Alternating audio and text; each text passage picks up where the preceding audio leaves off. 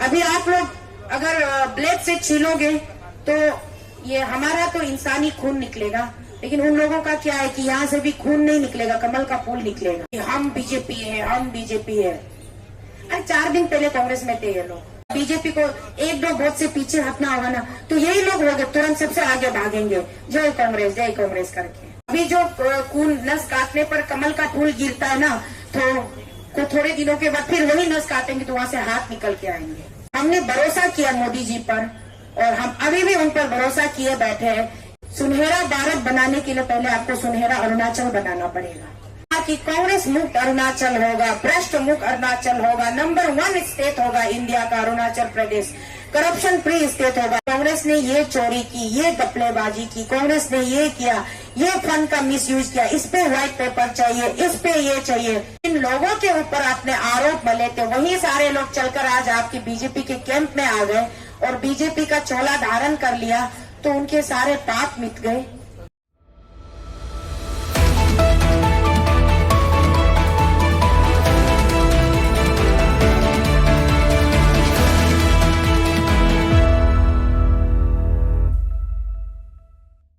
अभी आप लोग अगर ब्लेड से छीलोगे तो ये हमारा तो इंसानी खून निकलेगा, लेकिन उन लोगों का क्या है कि यहाँ से भी खून नहीं निकलेगा, कमल का फूल निकलेगा। इस तरीके से वो लोग अपने आप को बताते हैं कि हम बीजेपी है, हम बीजेपी है। अरे 4 दिन पहले कांग्रेस में थे ये लोग, जुम्मा 4 दिन नहीं हुआ है। अब देखिएगा बाद में जब यहाँ अगर केंद्र में यूपीए की गठन से सरकार बनती है या फिर थर्ड पार्टी की सरकार बनती है या बीजेपी को 1-2 वोट से पीछे हटना होगा ना तो यही लोग होंगे तुरंत सबसे आगे भागेंगे, जय कांग्रेस करके। इनको बीजेपी से कोई लगाव नहीं है, बीजेपी के उसूलों से कोई लेना देना नहीं है इनको। बीजेपी की आइडियोलॉजी क्या कहती है उनको उनसे मतलब। इनको तो ये भी नहीं पता कि पंडित दीनदयाल उपाध्याय जी कौन थे। जरा पूछिए इन लोगों से कभी फुर्सत में, आप क्या जानते हो पंडित दीनदयाल उपाध्याय के बारे में? अटल बिहारी वाजपेयी जी की सोच कैसी थी पूछिए। हमारी सुषमा स्वराज जी के कैसे किन नजर से देखती थी देश को, जरा पूछिए इनसे, इनको तो कुछ पता नहीं होगा।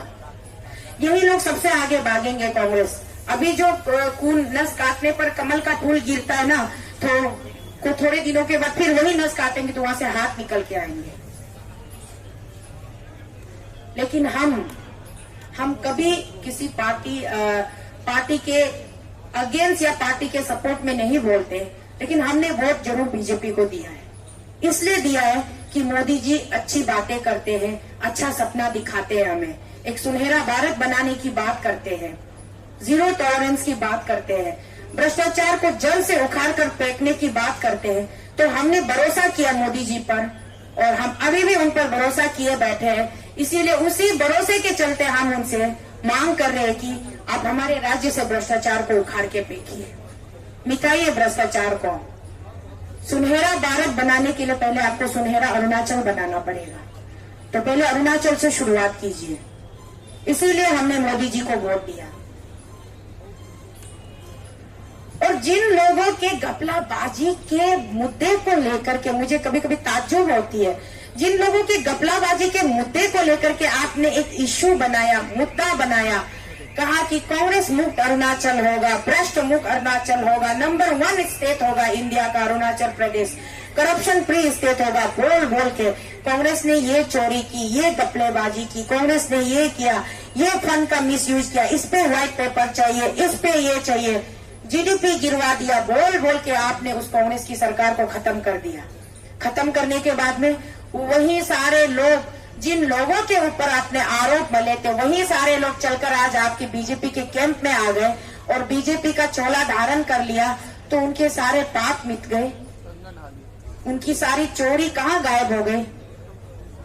तो अब बोलते हैं कि देयर इज नो करप्शन, और हमें कह रहे कि हम राजनीति कर रहे हैं, आम जनता राजनीति कर रहे हैं, सरकार के साथ आंख मिचोली खेल रहे हैं। तो हम राजनीति करें तो मतलब किस आधार पे करें? जरा भाइयों आप लोग ही हमें बताइए, हम करें तो राजनीति किस आधार पे करें?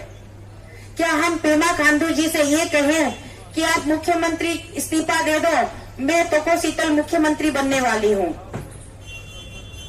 और तमे तुविन होम मिनिस्टर बनने वाला है। बामंग पेलिक्स आप खाली कर दीजिए। जागो मामले फाइनेंस मिनिस्टर बनने वाला है, डिप्टी सीएम बनने वाला है। चौना में आप खाली कर दीजिए। मतलब ना हम किसी दल के मेंबर है, ना हमारा कोई राजनीतिक दल है, ना कुछ है। हम सिंपली आम पब्लिक है, जनता है, और वो भी बीजेपी को वोट मारने वाले जनता है। हमने बीजेपी को वोट सिर्फ और सिर्फ मोदी जी का चेहरा देखकर दिया था। कौन क्या है हमने उस पर ध्यान नहीं दिया। और बीजेपी में जो अच्छे अच्छे नेता थे राज्य के, जो जिन्होंने बीजेपी की स्थापना की थी, जिन्होंने झाड़ू लगाई थी कांग्रेस सरकार को, ये सारे नेता इस बार के इलेक्शन में हार चुके हैं। तो उनको हराया किसने है? यही हमारे most dynamic, handsome, young, energetic माननीय मुख्यमंत्री जी ने। क्योंकि उनको उनसे ज्यादा अनुभवी और उनसे ज्यादा मतलब रिस्पेक्ट ओहदेदार वाले कोई नहीं चाहिए थे मंत्रिमंडल में। वो मेरे उम्र का लड़का है, मैं उनसे एक दिन बड़ी हूँ, वो मुझसे एक दिन छोटा है। मैं 20 अगस्त की पैदाइशी हूँ तो वो 21 अगस्त का पैदाइशी है, इसीलिए मैं भाई भाई कहती रहती हूँ। चले कुछ घंटों के लिए सही, एक दिन के लिए तो बड़ी हो ना। तो उनको ये हजम नहीं होता है कि कोई 75 साल का या 55 साल का कोई इंसान उनके समक्ष बैठे हैं और वो उनको माननीय मुख्यमंत्री जी ना कह के बेटा या भाई कह दे, तो उनको बर्दाश्त नहीं होगी। इसीलिए बीजेपी के अच्छे अच्छे कैंडिडेट्स को हरा दिया, जो मुख्यमंत्री का भी दावेदार कर सकते थे। तो सबको साइडलाइन किया ना। करने के बाद आपने अपना रास्ता साफ किया और आप आराम से रूल कर रहे हो, मुख्यमंत्री बने हुए हैं। तो यहाँ पे मतलब इसको कैलकुलेशन करके देखिए, मतलब हम राजनीति कैसे खेल सकते हैं, मुझे समझ में नहीं आ रहा है। आज तक कहते कि हम राजनीति खेल रहे हैं, मतलब पॉलिटिकल मोटिवेटेड है, इंग्लिश वर्ड है, पॉलिटिकल मोटिवेटेड कहते हैं। तो मोटिवेशन यहाँ कहाँ से आएगा? जैसे कि जिस तरीके से उन लोगों ने इल्जाम लगाया honourable former chief minister Apang साहब के ऊपर, उसका मोटिवेशन करने से मतलब मीनिंग क्या निकलेगा, समीकरण क्या निकलता है? वो खुद एमएलए हारे हुए हैं, मुख्यमंत्री तो वो बन पाएंगे नहीं, तो इसमें पॉलिटिकल मोटिवेशन कहाँ से हो रहा है?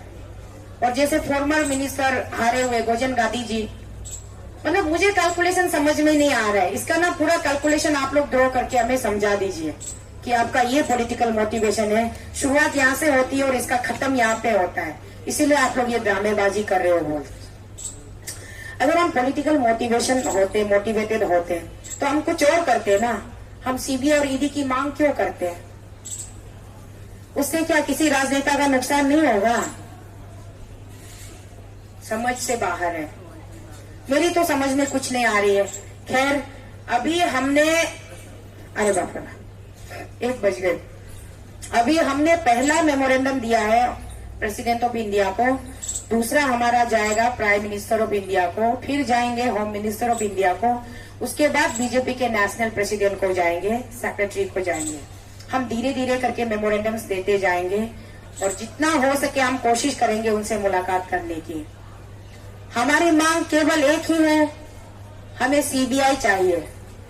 अरे सीबीआई को लोग इतना डरते कि राम राम राम राम करते हैं। हम सीबीआई को गले लगाने को तैयार है तो वही नहीं दे रहे। बेचारे हमारे सीबीआई के कितने लायक दिग्गज अफसर होंगे जो बिना काम के दफ्तर में यूं ही पड़े हुए होंगे, तो उनको जरा हमारे साथ भेज देते तो थोड़ी सी उनका सैर सपाटा भी हो जाता अरुणाचल का।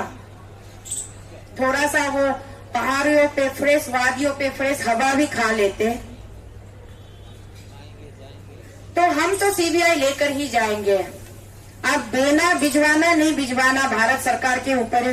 या तो अब हमें सीबीआई साथ में देके अरुणाचल आराम से ट्रेन पे बिठा दीजिए, टाटा बाय बाय करके भेज दीजिए, नहीं तो आप यहीं पर हमारा यही सरा हुआ मुंह आप बर्दाश्त करते रहिए।